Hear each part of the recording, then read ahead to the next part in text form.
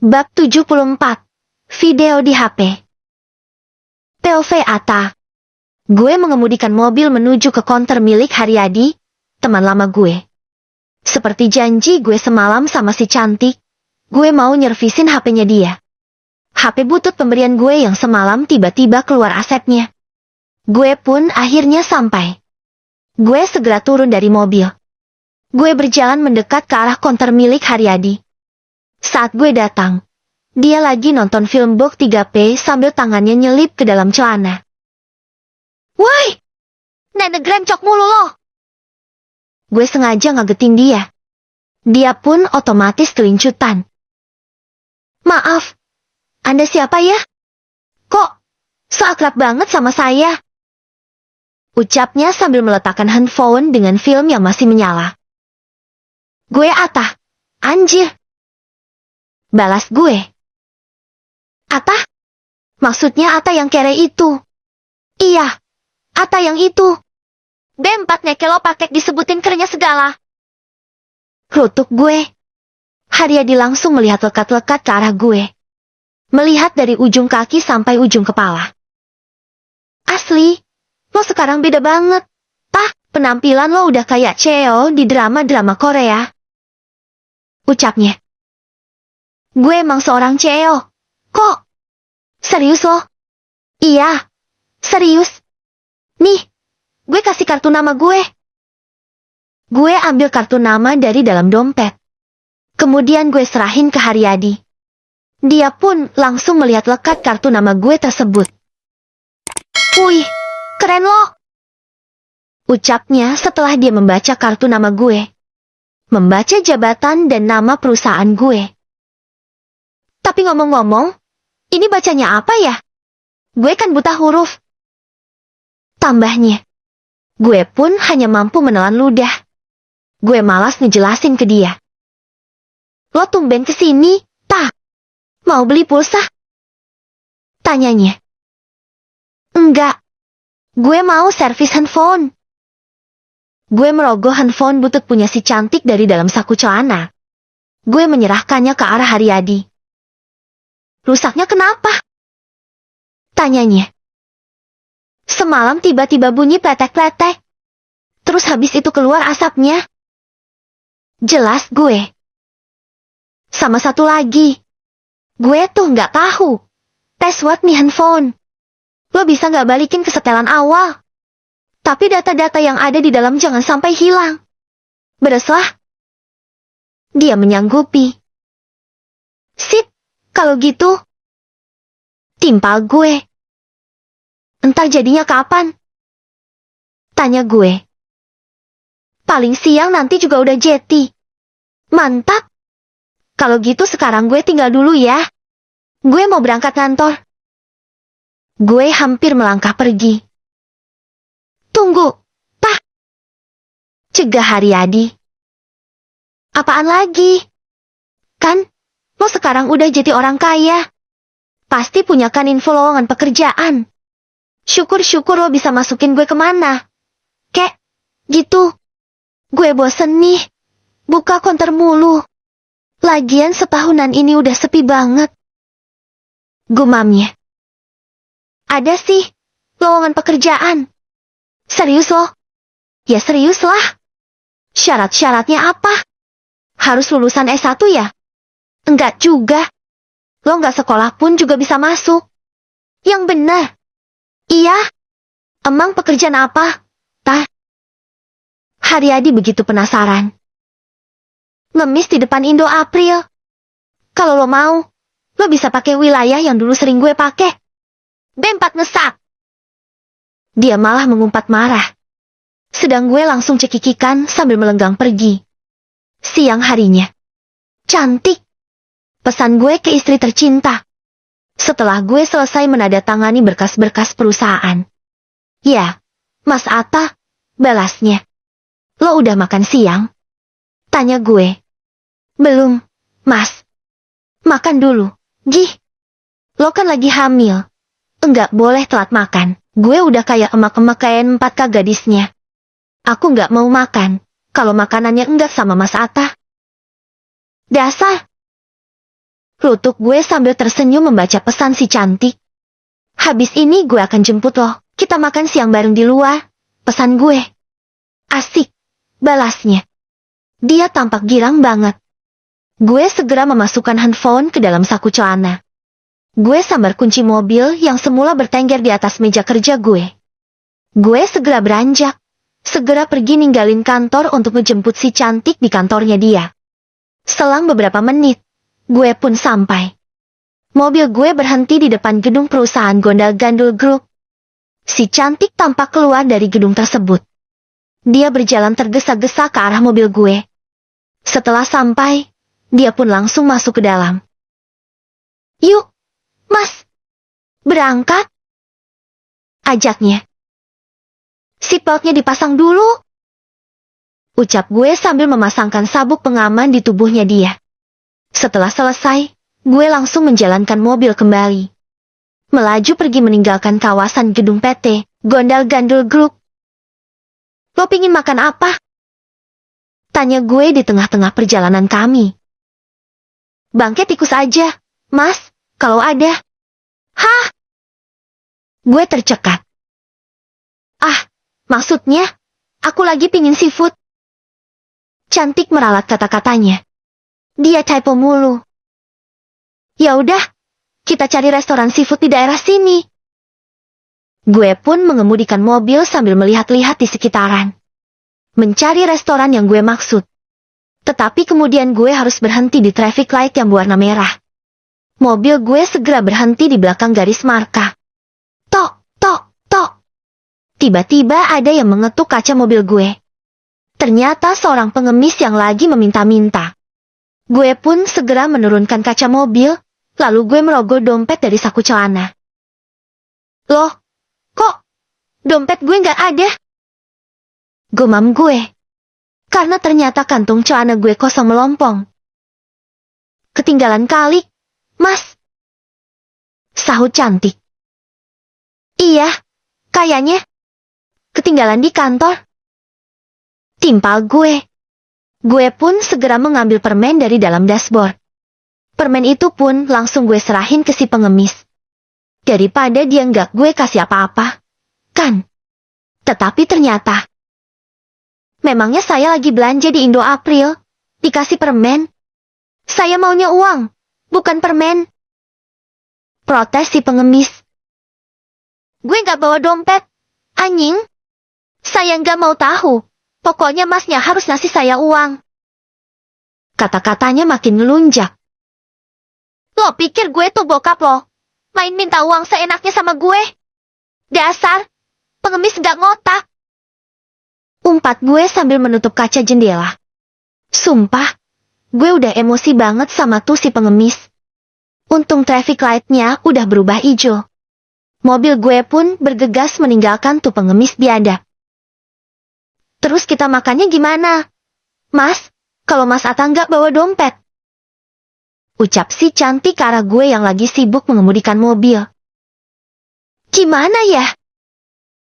Gue pun kebingungan. Gimana kalau aku aja yang traktir, Mas? Enggak. Gue langsung menolak. Gue kan udah bilang, gue paling anti dibayarin sama cewek. Jelas gue. Ya elah, Mas. Aku kan sekarang istrinya Mas Atta. Lagian uang yang mau buat ngeraktirkan uang dari Mas Atta juga. Iya. Lo emang istri gue. Tapi tetap aja lo itu cewek. Lagi pula, uang yang udah gue kasih ke Elo. Yaitu jeti uang lo sendiri. Gunain aja buat keperluan pribadi lo sendiri. Pokoknya gue tetap kekeh menolak. Gue kan laki-laki sejati. Terus gimana dong, Mas, kalau gini? Gue berusaha berpikir. Dan akhirnya, gue punya ide. Celetuk gue. Ide apaan, Mas? Ide tetap makan enak, tapi nggak perlu ngeluarin biaya. Terang gue. Idenya apaan, Mas? Si cantik begitu penasaran. Kita masuk ke sana aja. Gue menuju ke sebuah gedung yang tengah digunakan untuk resepsi pernikahan. Itu kan tempat acara pernikahannya orang. Mas, makanya itu, kita masuk ke sana aja. Pasti banyak makanan enak. Tutur gue. Dan si cantik pun patuh gitu aja. Mobil segera gue parkirin di tempat yang seharusnya. Kemudian, gue dan si cantik turun, lalu masuk ke dalam gedung. Area tersebut begitu ramai oleh pengunjung. Mungkin para tamu-tamu undangan dari si pengantin. Nanti kalau kita ketahuan gimana? Mas, kita sama sekali nggak kenal sama pengantinnya. Bisik si cantik. Dia kelihatan was-was sambil ngikutin langkah gue. Lo tenang aja. Yang penting sekarang kita cari dulu yang mana pengantinnya. Balas gue. Pandangan gue dan si cantik pun tampak berkeliling.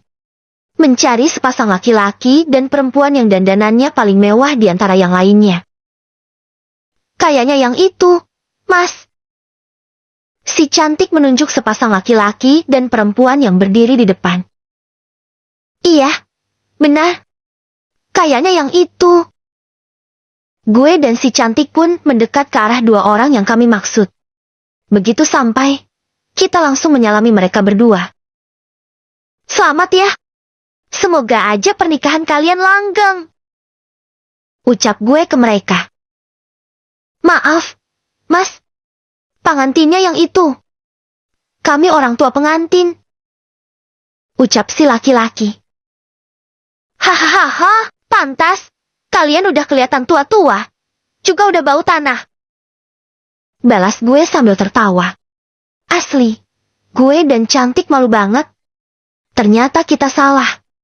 Kita pun segera berjalan menuju ke pengantin yang asli. Kita pun menyalami mereka. Hai, bro. Nggak nyangka ternyata jodoh lo dia. Ucap gue ke si pengantin pria. Gue sok-sokan akrab. Padahal gue sama sekali nggak kenal sama dia. Hei, kamu kok cantik banget. Sih, aku tadi sempat pangling lo sama kamu. Si cantik juga melakukan hal yang sama. Sok-sokan kenal sama pengantin wanita. Kamu kenal mereka? Bisik si pengantin pria ke si pengantin wanita. Enggak. Kamu kenal? Si pengantin wanita balas bertanya. Enggak juga. Jawab si pengantin pria. Gue dan si cantik pun buru-buru pergi dari mereka. Kita langsung menuju ke tempat makanan yang disajikan. Kita mengambil sebanyak-banyaknya. Kan, mumpun gratis. Hehehe. Kita pun sama-sama terkekeh sambil menikmati makanan. Makasih ya mas. Udah nganterin aku balik ke kantor. Nanti sore jangan lupa. Kita beli peralatan untuk D3 dek bayi. Ucap si cantik setelah mobil gue berhenti di depan lobi PT Gondal Gandul Group. Oke. Gue mengiyakan. Sekarang, Lomet kerja aja ya. Ucap gue. Cium dulu, biar semangat. Dasar. Gue kecup bibirnya dia. Malah kebablasan ngulum. Dan sambil GS3 pinte 3 tagnya dia. Setelah puas, cantik pun turun dari mobil gue. Sedang gue langsung melaju pergi meninggalkan kawasan gedung PT Gondal Gandul Group. Tetapi gue nggak langsung pulang ke kantor. Gue mampir dulu ke konternya Haryadi buat ngambil handphone yang gue servis tadi pagi. Gimana? HP-nya udah jadi? Tanya gue setelah berdiri di depan konternya dia. Udah. Dong. Jawab dia sambil ngambil handphone yang gue servisin dari laci mejanya. Data-data sama foto-foto yang di dalam gak hilang kan? Tanya gue. Harusnya sih dengan kerusakan kayak gitu, data-datanya pasti jadi hilang. Tapi karena ini adegan di cerita otor yang sableng, ya udah, dibuat aja gak hilang. Kan, semuanya suka-suka dia. Terang Haryadi. Jeti habisnya berapa? Tanya gue. Karena lo itu temen gue, cukup 1 juta aja. 1 juta matamu. Umpat gue. Lo mau ngerampok gue? Hehehe. Dia langsung terkekeh. Serius? Berapa habisnya? 200.000. Gue ngutang dulu ya. Klek. Dia tercekat. Anjir, ngutang. Lo kan orang kaya. Cerca Haryadi. Dompet gue tuh ketinggalan di kantor. Anjir. Gue nggak bawa uang sepeser pun. Entar habis pulang kerja gue akan balik ke sini. Gue akan langsung bayar. Nggak bisa. Dia terang-terangan menolak. Terus gimana? Dong? Lo bayar dengan cara lain aja. Cara lain? Gue tertegun dengan ucapannya dia. Lalu seketika gue pun menyilangkan tangan ke depan D4D. Lo mau nyuruh gue ngebayar dengan tubuh gue ya? Lo mau menempati gue? Nah, tempati matamu. Umpat dia.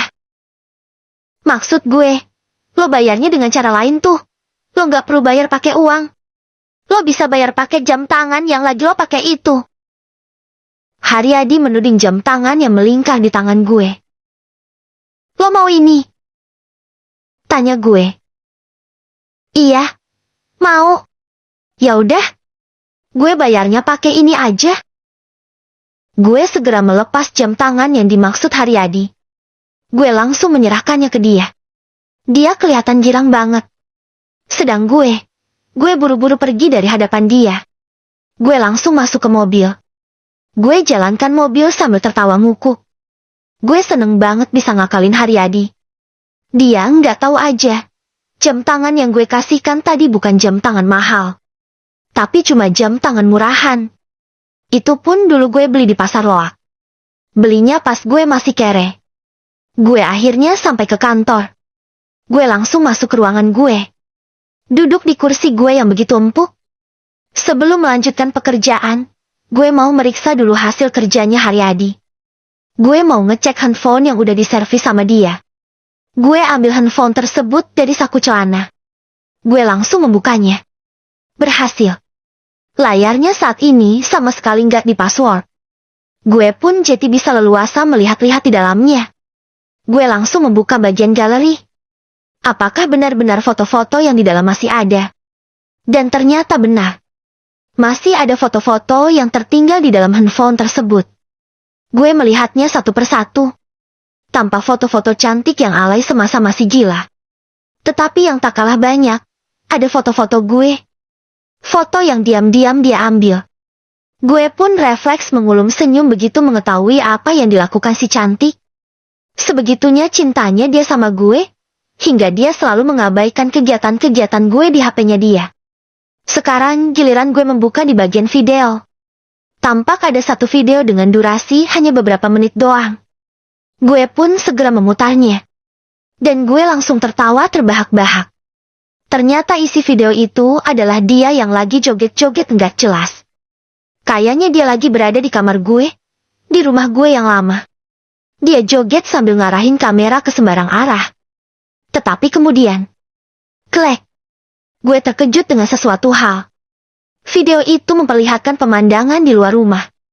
Dan tak sengaja membidik ke arah sebuah apartemen yang memang terletak tak jauh dari kompleks perumahan tempat tinggal gue yang dulu.